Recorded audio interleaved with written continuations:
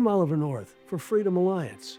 As we celebrate the 250th birthday of our great nation, we're recalling some of the significant moments in the history of this remarkable republic. By 1891, the population of the United States was barely more than 63 million people. About 65% of them lived in rural farms and in communities of fewer than 2,500 residents. They were spread across 44 states, and in those days, movement and mobility were largely defined by the endurance of horses or oxen and the durability of your boots. Most people lived and died within 50 miles of their birthplace. Outside of noisy railroad hubs, America was mostly silent, stitched together by dirt paths that turned into impassable mud when it rained. But Americans have never been content to just stay put. In 1893, brothers Charles and Frank Duryea installed a single-cylinder gasoline engine in the front of a used wagon and drove their horseless carriage around the streets of Springfield, Massachusetts.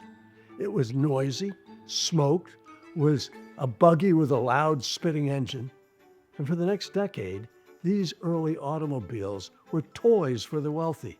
They terrified horses, annoyed pedestrians. The public dubbed them devil wagons and thought them to be a fad that would soon pass. And then along came Henry Ford, who believed mobility shouldn't be a luxury. He spent 20 years drawing and designing plants to make autos for everyone.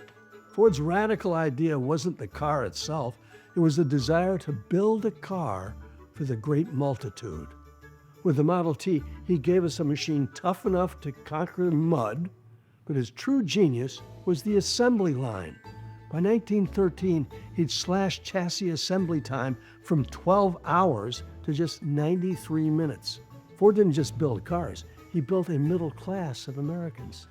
He doubled wages to $5 a day, ensuring workers could afford to buy the cars they were building for others.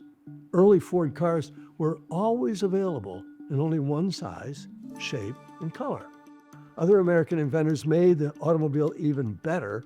Charles Kettering, a farm boy from Ohio, transformed the engine's starting process from a crankshaft to an electric self-starter, improving safety and convenience.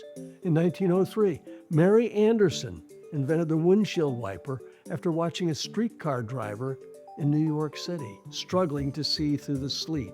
Alfred Sloan of General Motors introduced the Ladder of Success, a car for every purse and purpose, demonstrating that the consumer is king. Cars impacted the nation's development in many ways. The isolation of rural America was over. Farmers could haul crops to distant markets. Doctors could reach patients before it was too late. And when tyranny threatened, auto factories transformed into the arsenal of democracy, creating the Jeep, which General George Marshall called our greatest contribution to modern warfare. Americans with this new mobility demanded passable routes. Soon, governments were paving roads and creating the infrastructure of modern commerce. After World War II, President Eisenhower signed the Federal Aid Highway Act of 1956, creating 41,000 miles of open roads that tied the nation together from coast to coast. The automobile is the story of a country that refused to stay put. Innovation and adaptation led to better products, which led to new types of freedom, securities, productivity, sporting, and hobbies. We hope you've enjoyed this edition of American Moments. Please visit freedomalliance.org for more great moments in American history.